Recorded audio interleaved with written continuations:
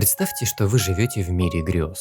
Вы всегда рядом со своими друзьями, со своей любимой старшей сестрой, которая оберегает вас от любой опасности. Вы находитесь в мире, в котором можно бесконечно играть, путешествовать по удивительным мирам и устраивать пикники хоть каждый день.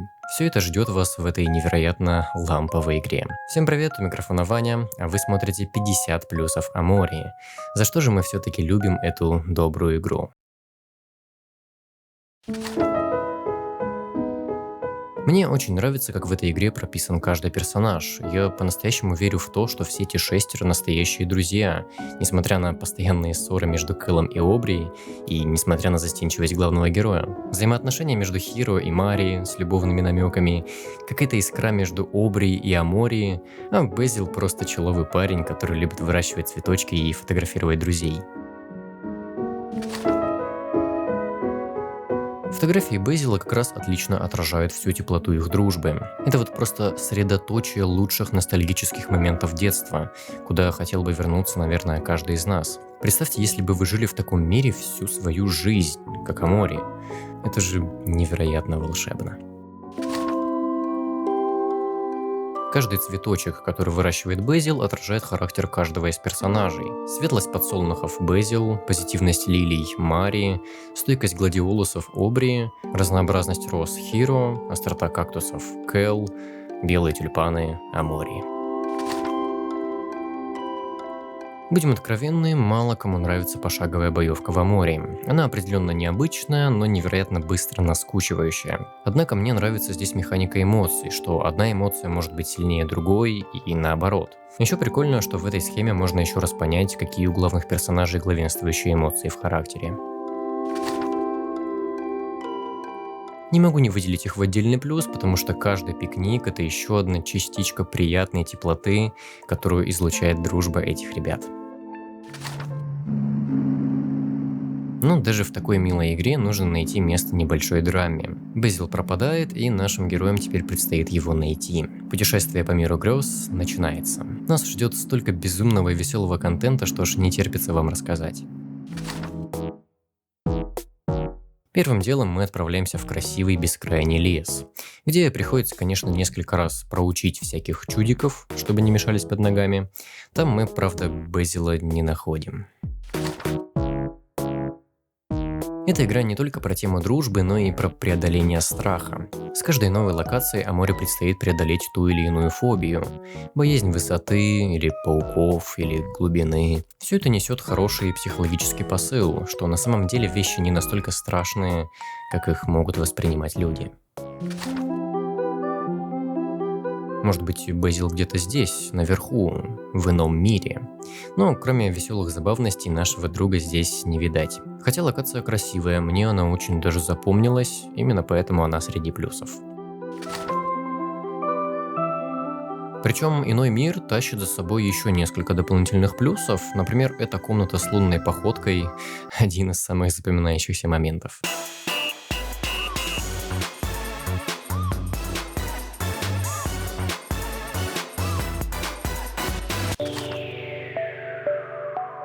Во время путешествия мы не только ищем Безила, но и помогаем другим жителям этого мира.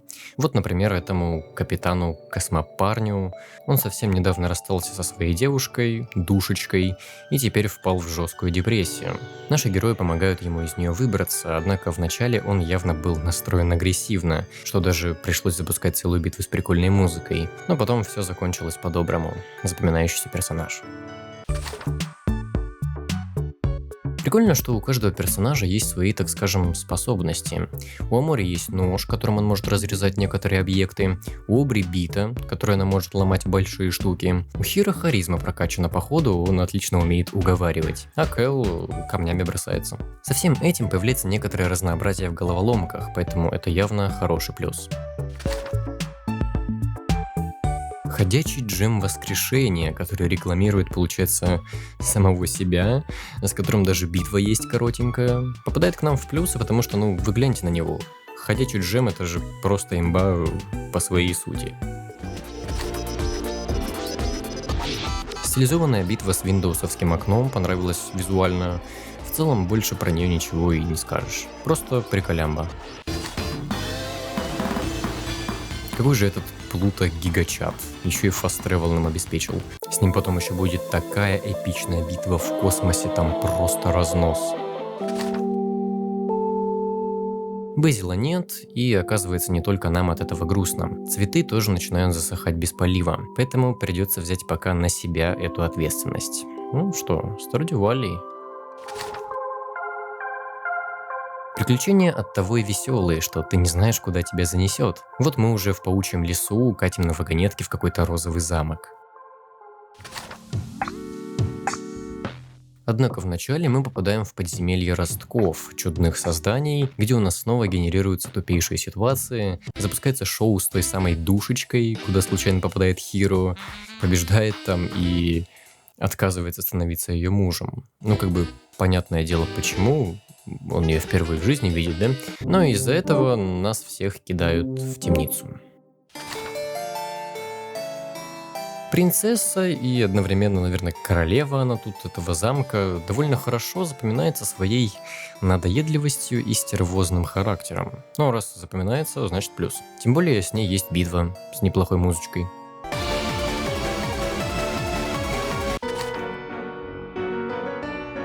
Выбравшись из темницы, нашим друзьям приходится замаскироваться под ростков, чтобы суметь выбраться и из замка. Правда, нам все равно следует быть осторожными. Стражники рыщут везде и нападают без разбора. А легендарные Максимусы вообще особо опасны. Скорее в кавычках, конечно, но у них там просто целое семейство, так что раза 3 точно придется с ними сцепиться.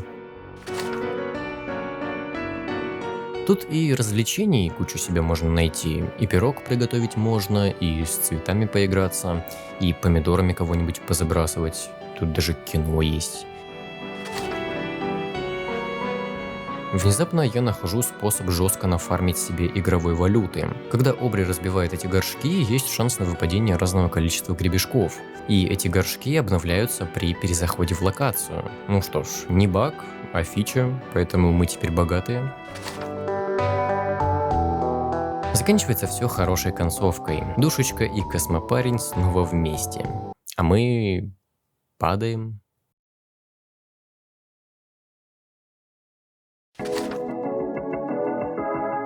Мы снова собираем своих друзей, однако в этот раз они почему-то забыли про нашего друга, которого мы все это время искали. Как его там? Не помню. Ну вот мы теперь в подводном мире, убегаем из-под плавников злого директора трала-лала-трала, жесточайше дюпаем гребешки в слот-машинах в казино и продолжаем искать нашего друга.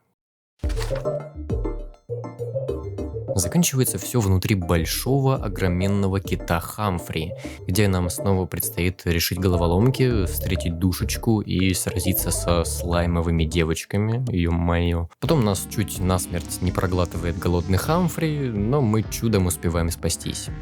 И все это ради чего? Что мы вообще здесь забыли?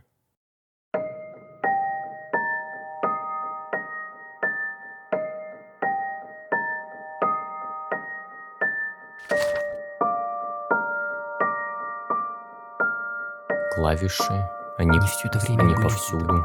Клавиши, они везде. Буквы появлялись на нашем пути. Они собирали какие-то буквы для чего? На всем нашем пути эти буквы были разбросаны, короче. Они везде.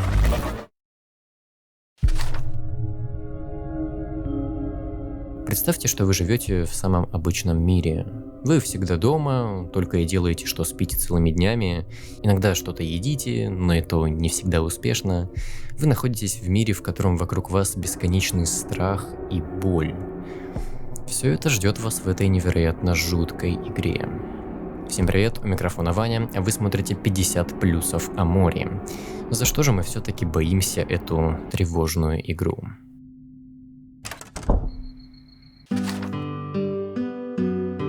То был сон. Совершенно другой мир, который ты создал в своей голове. Белое пространство, в котором ты закрылся и лишь иногда выходил играть в мир, в котором живут твои друзья такими, какими ты их помнишь. Этого всего не существует. В реальности все давно выросли и явно изменились. Благо Кэллу удалось вытащить тебя из дома на свежий воздух, иначе бы ты окончательно там закис. Обри изменилась, она стала злее, хотя розовые волосы ей явно идут. Безил все больше закрывается в себе и позволяет над собой издеваться. Блин, жаль этого добряка. Хиро уехал учиться в колледж, а Мари... Именно из-за страницы Мари все то столь теплое сборище лучших друзей распалось. Но это ведь не мешает им снова объединиться, тем более учитывая тот факт, что наш главный герой переезжает через пару дней. Когда, если не сейчас, наши друзья смогут простить друг друга за то, что не смогли вовремя пережить горе потери? У них это вроде как даже и получается. Они снова вместе, правда, Безил до сих пор разъедает что-то изнутри. Да и что уж там, тебя тоже. Ты пожираешь сам себя, совершенно не понимая, что с этим делать. Твоя психика на пределе, ты не можешь простить самого себя и освободиться от той самой лжи. Добро пожаловать в черное пространство, средоточие твоих страхов и ужасных воспоминаний. Приготовьтесь к экскурсии.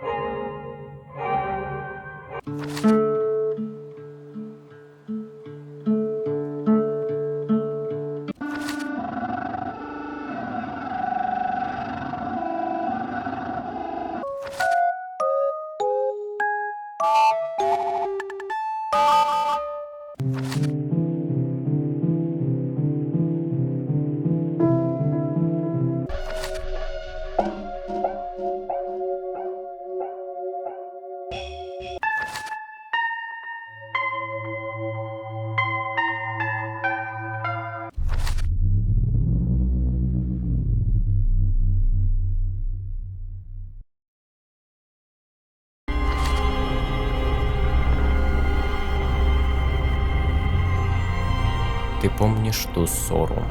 Ты помнишь тот несчастный случай. Ты помнишь, как толкнул ее. Ты помнишь, как твоя старшая сестра Мари Алвинью. Ты помнишь, как лучший друг предложил обставить все это как Альцгеймер. Ты помнишь, что это все ради того, чтобы тебя никто не винил в ее странице. Ты помнишь, как ты запомнил этот образ навсегда. Лишь один вопрос остается открытым. Сможешь ли ты простить себя? Сможешь ли ты простить Безила? Сможешь ли ты рассказать правду друзьям? Или же Амори окончательно уничтожит тебя и оставит лишь пустоту? От этого зависит концовка игры.